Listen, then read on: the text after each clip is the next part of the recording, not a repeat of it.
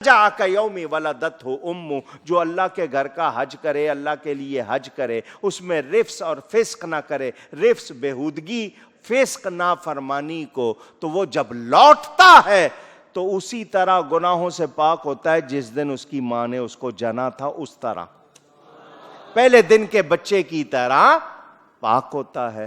تو والد صاحب فرماتے تھے پتہ چلا کعبہ بھی سخی ہے، رمضان بھی سخی ہے۔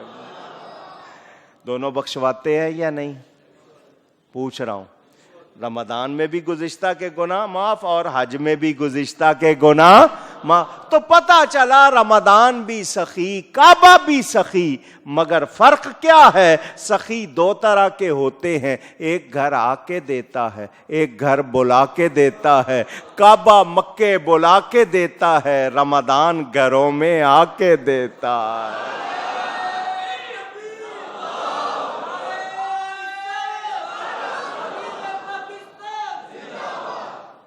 ایک اور بات، روزہ ہم بھی رکھتے ہیں، روزہ رسول اللہ صلی اللہ علیہ وسلم بھی رکھتے تھے۔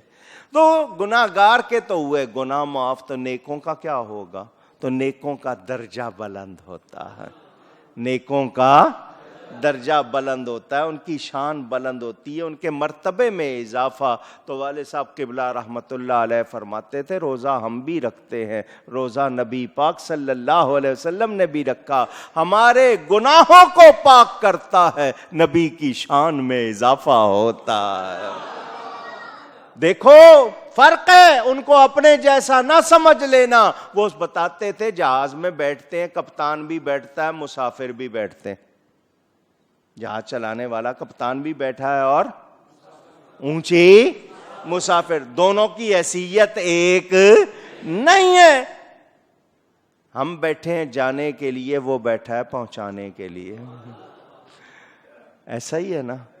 ہم ٹکٹ لے کے بیٹھے ہیں، وہ اختیار لے کے بیٹھا ہے، فرق ہے یا نہیں؟ اونچی گنتے جانا کتنے فرق، تو وہ کہہ رہے تھے یہ امت کا جہاز ہے، اس میں امتی بھی سوار ہیں اور آقا بھی سوار ہیں۔ ہم بیٹھے ہیں رب تک جانے کے لیے، نبی پاک بیٹھے ہیں لے جانے کے لیے۔ ہم بیٹھے ہیں پہنچنے کے لیے، وہ بیٹھے ہیں پہنچانے کے لیے۔ ہم بیٹھے ہیں بخشے جانے کے لیے، وہ بیٹھے ہیں بخشوانے کے لیے۔ اللہ یا رسول۔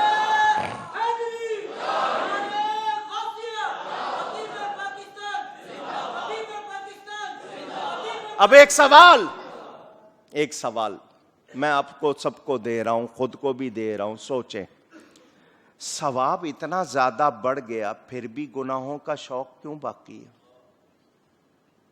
اتنا ثواب، نفلوں کا ثواب فرضوں کے برابر، فرضوں کا 70 درجے زیادہ۔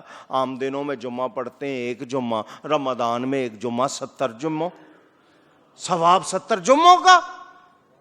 تو نیکیوں سے شوق بڑھنا چاہیے یا گناہوں سے؟ پھر گناہوں میں کیوں لگے ہوئے ہیں؟ یہ ایک سوال اپنے آپ سے بھی پوچھنا، اور اس کا جواب ملے تو مجھے بھی دینا۔ میرے دوستوں اور بزرگوں، اسی طرح فرمایا من قام رمضان ایمانا واحتسابا، جو رمضان میں قیام کرے، رات کو یہ جو تراویح پڑھتے ہو، جاگتے ہو، سحری میں اٹھتے ہو، تو جو رات کو جاگے رمضان میں، وہی 2 شرطیں ایمان اور احتساب، اس کے بھی گزشتہ کے گناہ معاف ہو جاتے ہیں۔ فرمایا للصائم فرحتان، روزہ دار کے لیے 2 خوشیاں ہیں، ایک عند الافطار، ایک تو ہے افطار کے وقت، دوسری کب؟ جب اس کی رب سے ملاقات ہوگی۔ اور ایک بات فرمائیے، روزہ رکھتے ہو تو روزہ رکھنے کی وجہ سے تمہارے معدے سے ایک بو نکلتی ہے، منہ کی بو مراد نہیں ہے جو منہ میں دانتوں کی وجہ سے یا ویسے آ جاتی، وہ والی بو نہیں، یہ معدے کی بو آپ کے منہ سے نکلتی ہے۔ ہو سکتا ہے آپ کسی کے سامنے بات کرو تو اس کو بو محسوس ہو، وہ منہ پرے کر لے، بندے کو پسند نہیں، رب کو بہت پسند ہے۔ رب کے ہاں بڑا درجہ ہے کہ اس کے لیے تم نے بھوکا اپنے آپ کو رکھا، اس وجہ سے یہ نکل رہی ہے، اللہ کے ہاں اس کا درجہ بہت زیادہ ہے۔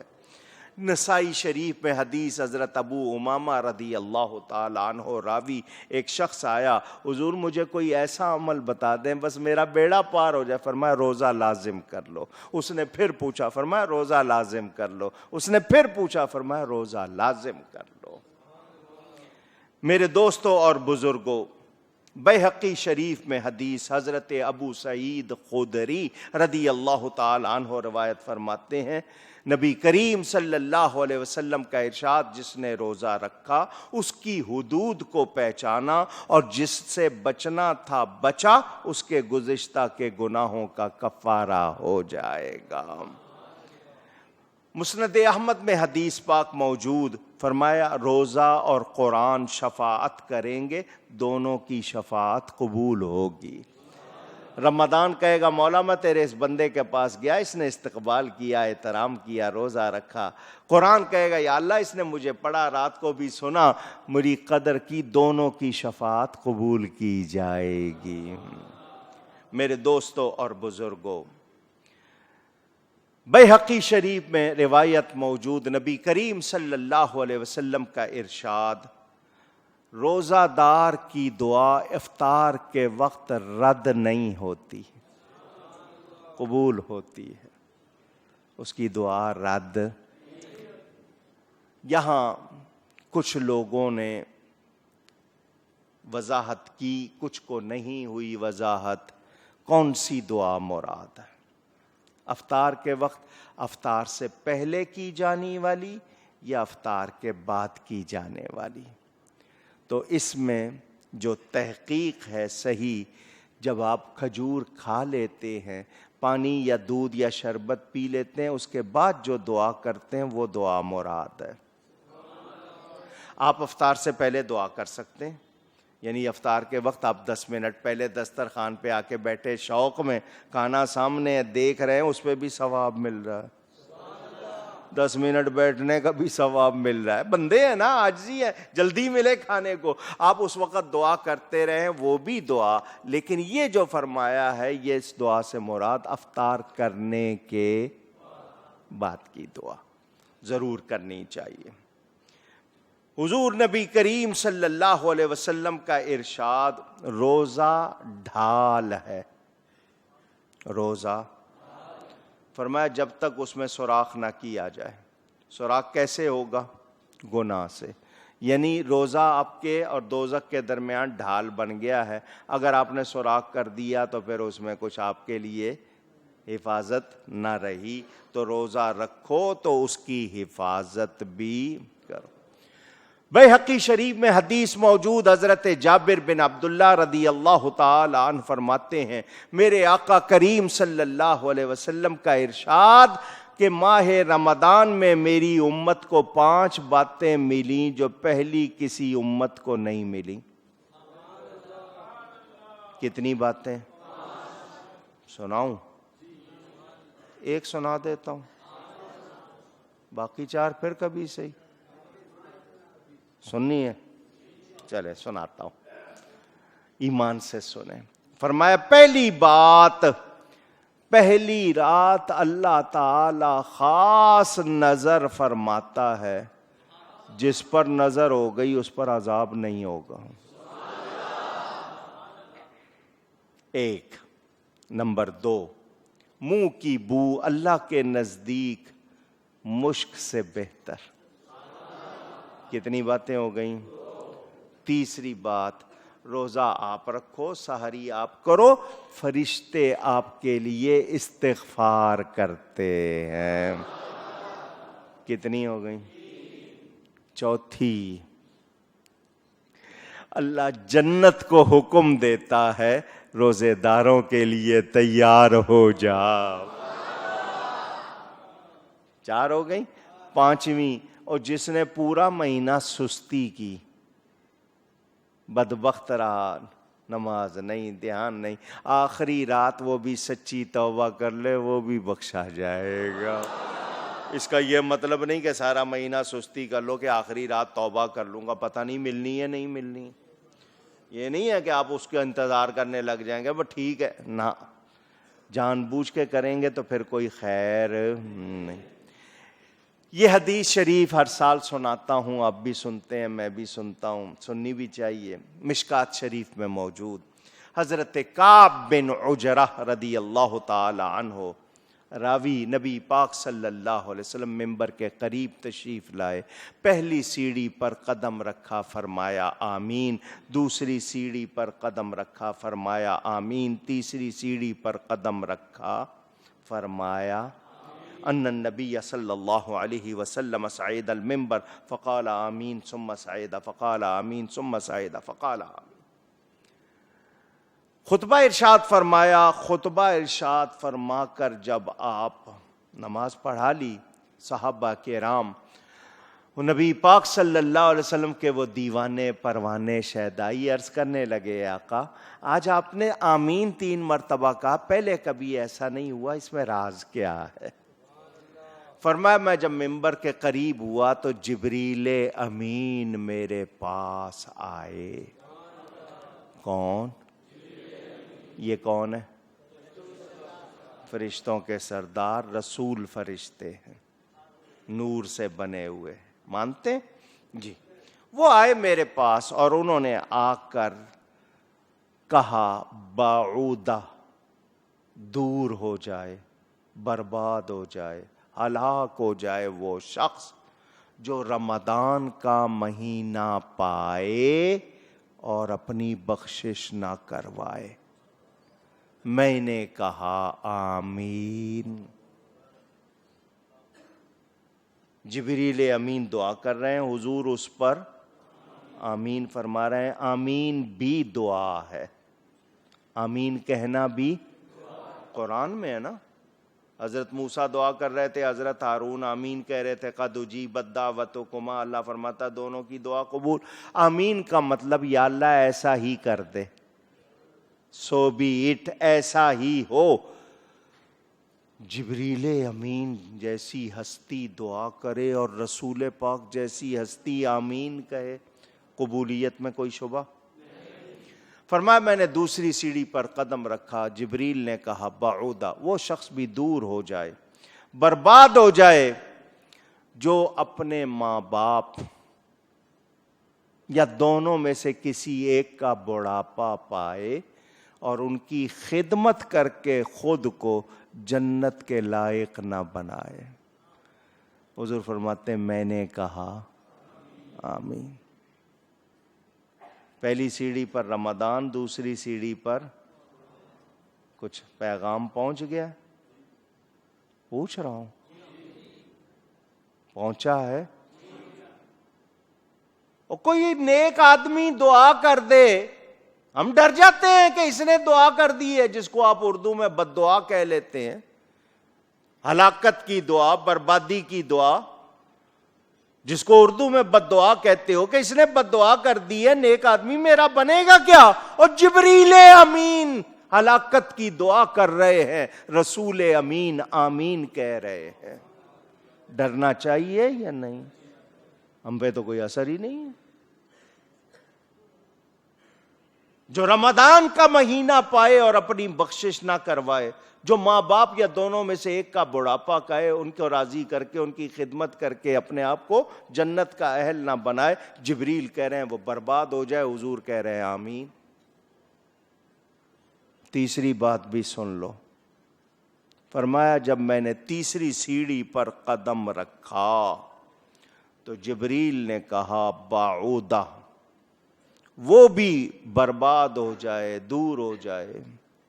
ذکرت عندہ، حضور جس کے سامنے آپ کا ذکر کیا جائے اور وہ آپ پر درود نہ بھیجے، وہ بھی برباد ہو جائے. حضور نے کہا آمین. صلی علی نبینا صلی علی محمد صلی علی شفیعنا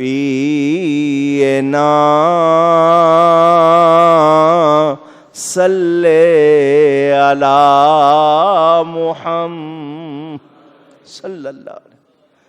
درود و سلام نبی کریم صلی اللہ علیہ وسلم کا ذکر ہو اور درود و سلام نہ بھیجے. جبریل نے کہا وہ برباد ہو جائے، حضور نے فرمایا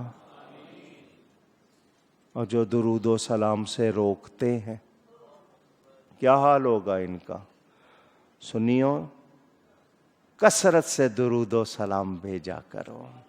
حضور فرماتے ہیں جمعے کے دن بہت زیادہ، کیونکہ میں تمہارا درود سنتا ہوں، میرے سامنے پیش ہوتا ہے، اسی لیے مسجدوں میں ہم درود و سلام جمعہ کے دن خاص اہتمام کرتے ہیں، کھڑے ہو کے سلام بھی پڑھتے ہیں، شماروں پر بھی درود پڑھتے ہیں. تو یہ زیادہ کرنا چاہیے. جو نہیں بھیجتے درود، جو منع کرتے ہیں، کیا وہ صحیح ہو سکتے ہیں؟ اونچی. تو حضور صلی اللہ علیہ وسلم پر درود و سلام بہت زیادہ بھیجنا. شاعر کہتا ہے مشکل جو آ پڑی کبھی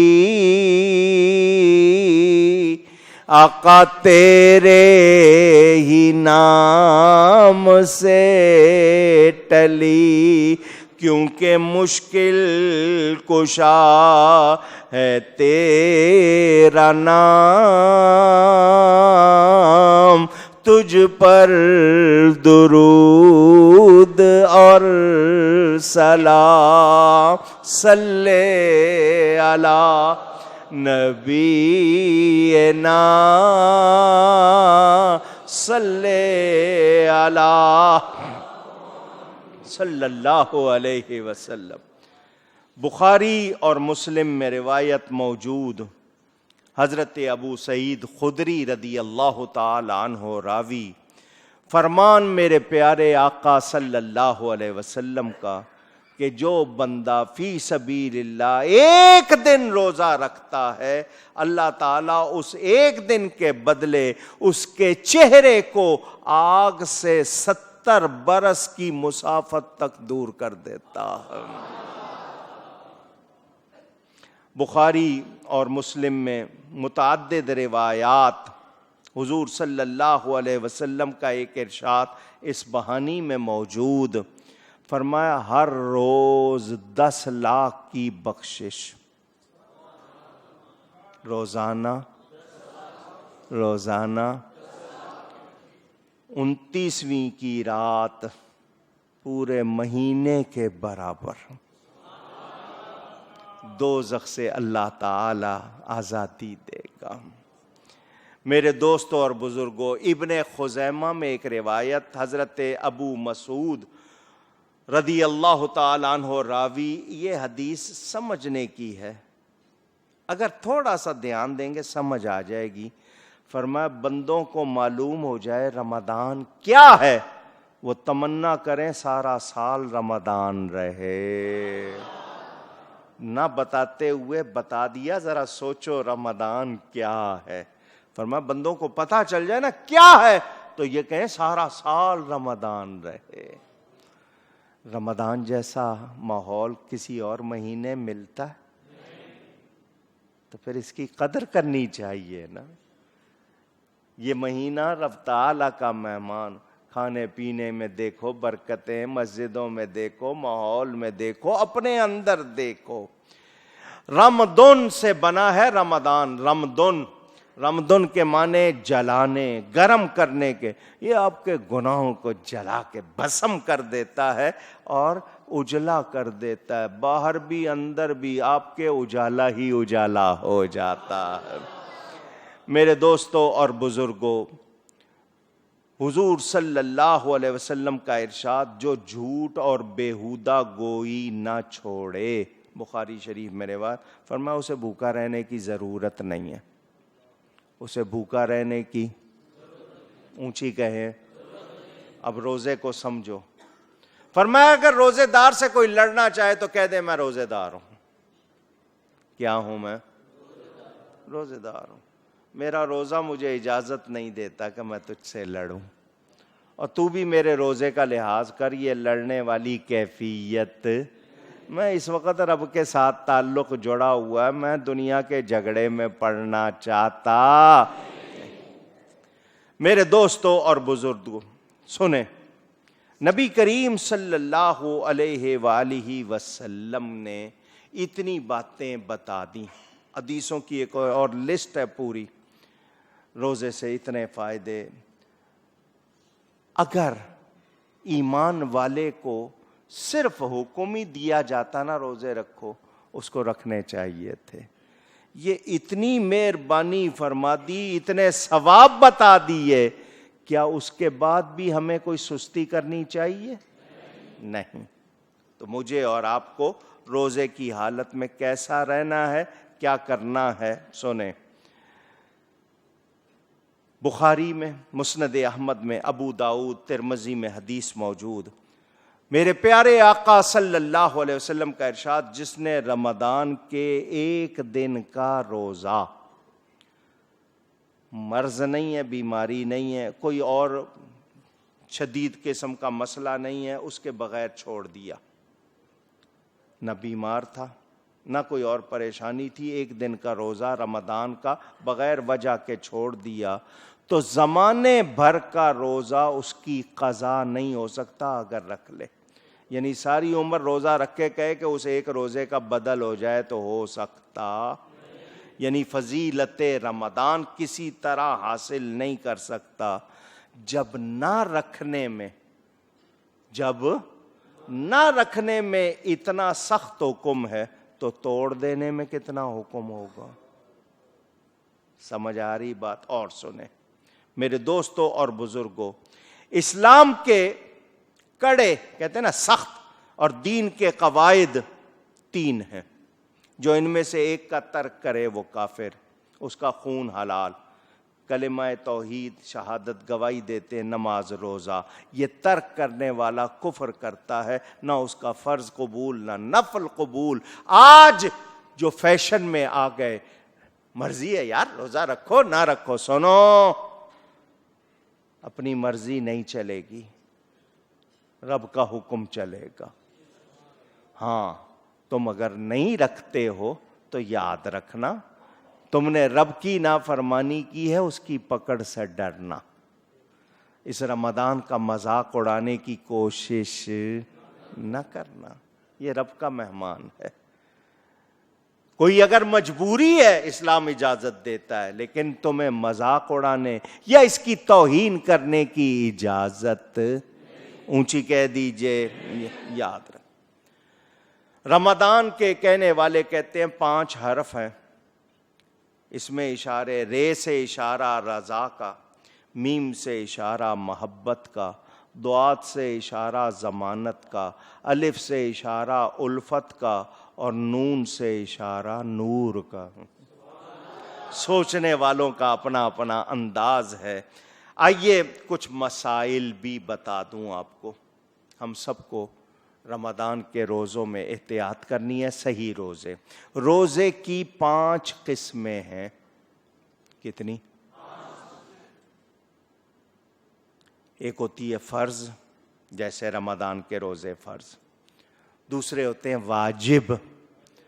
واجب کا مطلب جو آپ نے مان لیے، آپ پر نہیں تھے اور آپ نے کہہ دیا میں رکھوں گا، اب آپ نے اپنے اوپر واجب کر لیے، وہ واجب ہو گئے۔ نفل، جیسے مہینے کے 3 روزے، ہر پیر کا روزہ، ہر جمعرات کا روزہ، عاشورے کا روزہ، میلاد النبی کے دن کا روزہ، یہ نفل روزے۔ 15 شعبان کا روزہ جس طرح آپ رکھتے ہیں۔ تیسرا مکروہ تنزیہی، اور چوتھا مکروہ تحریمی، جیسے عید کا کوئی روزہ رکھ لے تو گنجائش نہیں۔ اسی طرح جس وقت نہیں رکھنا یا جس دن نہیں رکھنا اس دن کوئی رکھ لے، صرف جمعے کا روزہ نہیں رکھنا۔ اگر رکھنا ہے تو جمعرات جمعہ رکھنا ہے یا جمعہ ہفتہ رکھنا ہے، صرف اکیلا جمعے کا روزہ نفلی طور پر نہیں رکھنا۔ روزے کے 3 درجے ہیں، کھانے پینے سے رکنا، تمام اعضاء کو گناہوں سے روکنا۔ اب روزہ کیسا رکھنا ہے؟ دھیان سے سن لیں، آنکھوں سے غلط چیز کو دیکھنا نہیں، کانوں سے غلط چیز کو سننا نہیں، زبان سے غلط لفظ بولنا نہیں، ہاتھ سے غلط چیز کو چھونا، پاؤں سے غلط کام کی طرف جانا۔ یہ ہے روزہ، یہ ہے روزہ۔ سمجھ آ گئی بات؟ اس طرح روزہ رکھنا ہے۔ جمی ما سے واللہ سے جدا مستغرق، ساری دنیا کو چھوڑ دو، 11 مہینے ہیں میرے پاس، ملتے رہیں گے، نبٹتے رہیں گے، رمضان میں نے بس عبادت کرنی ہے۔ مزہ تو تب ہے، اور ہم کہتے نہیں 11 مہینے آرام کر لو، رمضان میں کام کریں گے۔ یار صبح سے لے کے اگلی صبح تک دکان پہ ڈیوٹی دینی ہے، مال کمانا ہے۔ کمانی نیکیاں تھیں، کمانے کیا لگ گئے؟ اعمال کی بجائے مال کمانے لگ گئے۔ سوچ لو، لوگوں کو بھی ہوش آ گئی، ہڑتال کا اعلان کر دیا 3 دن کا۔ لوگوں نے بھی کہہ دیا فروٹ والے فروٹ نہیں سستا کر رہے نا، تو سن لو 3 دن فروٹ نہیں خریدنا۔ اور یہ کوئی بری بات نہیں ہے، میں اجازت دیتا ہوں۔